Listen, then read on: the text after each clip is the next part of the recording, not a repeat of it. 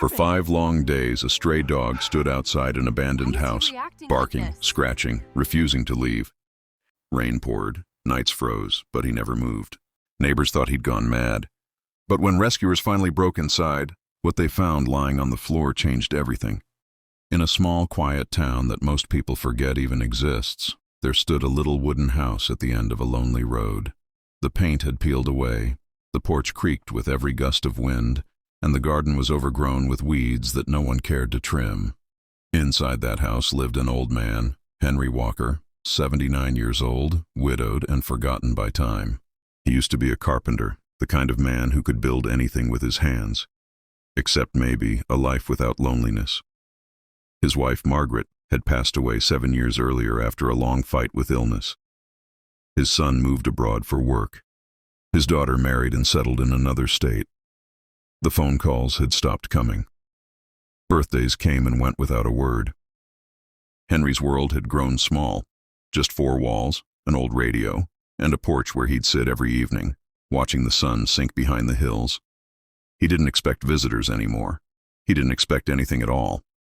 He had learned to live with silence. Every morning he brewed his coffee, looked out the window, and whispered, "Morning, Margaret," as if she could still hear him. And every evening, he'd pull on his faded gray sweater, step outside, and sit on that porch until darkness fell.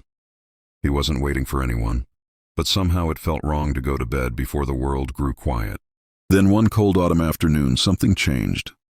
He heard a sound, faint, uncertain, a pair of paws stepping onto gravel. He looked up.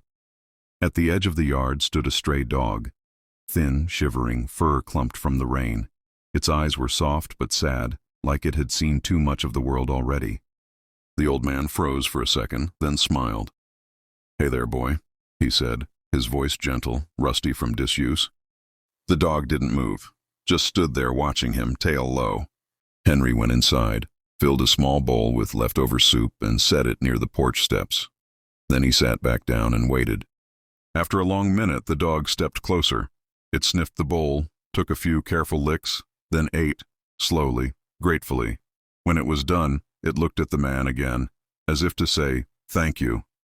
Henry chuckled softly. "You're welcome, friend." That night the dog was gone. But the next evening he came back, and the one after that. Within a week it became routine. Henry started keeping food ready. Sometimes it was bread, sometimes stew, sometimes just scraps. But the dog never missed a day. It always came at dusk, sat on the porch, ate quietly, and left once the stars came out. He named him Scout, because he said, "You always follow me like one." And soon, that name felt right. Wherever Henry went, to the garden, to the mailbox, even down the street, Scout followed. The neighbors began to notice them. Some smiled, some just shook their heads, but everyone agreed on one thing. The old man didn't look so lonely anymore. There's a kind of silence that hurts, the kind that follows loss and never really leaves. But Scout filled that silence with gentle company. He didn't speak. He didn't have to. Sometimes when Henry talked, Scout would tilt his head and listen, as if he understood every word. For the first time in years, Henry had someone to talk to again. Winter came. The days grew shorter, colder. Snow covered the ground like a white blanket. Henry spent most of his time indoors now, his bones too stiff for long walks.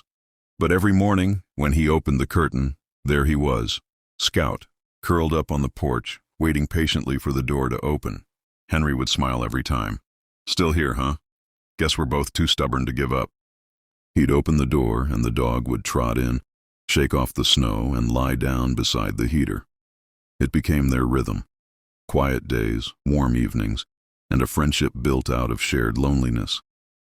Sometimes Henry would whisper, "You saved me, you know. I didn't even realize I was drowning in silence until you showed up." Scout would lift his head, wag his tail once, and rest it back down again. But one night everything changed.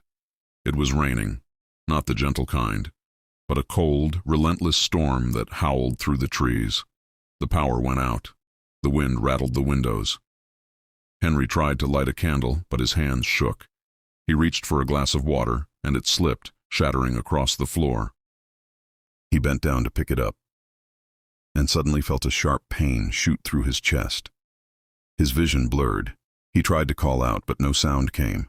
His knees gave way and he fell hard. The candle flickered out. Darkness swallowed the room. Outside, Scout barked once, then again, louder, desperate. But the old man didn't answer. Hours turned into days. Scout never left the porch.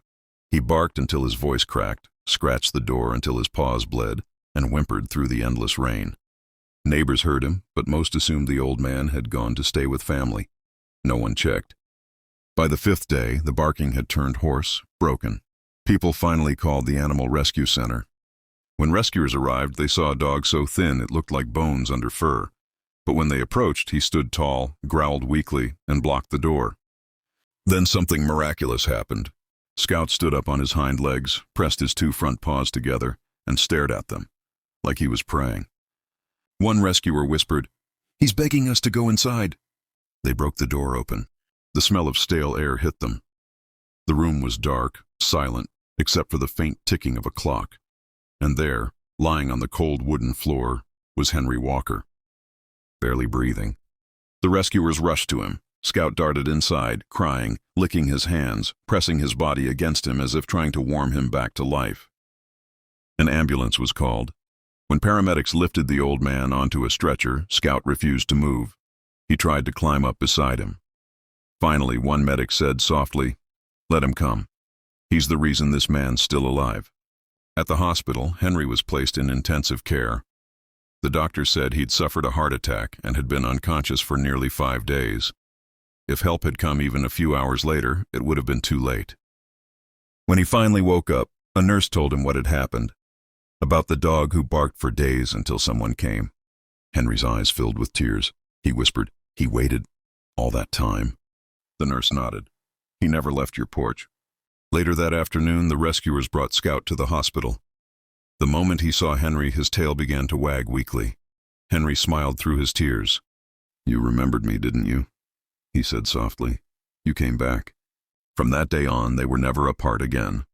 When Henry was discharged, Scout walked proudly beside his wheelchair, like a soldier escorting a hero home. People along the hospital corridor stopped and smiled. Some wiped their eyes. Back home, the house felt alive again. The porch was repaired. The neighbors dropped by more often. Children would wave when they passed. Henry had become the heart of the street again, and everyone knew it was because of that dog. He'd often sit outside at sunset, Scout lying quietly beside him.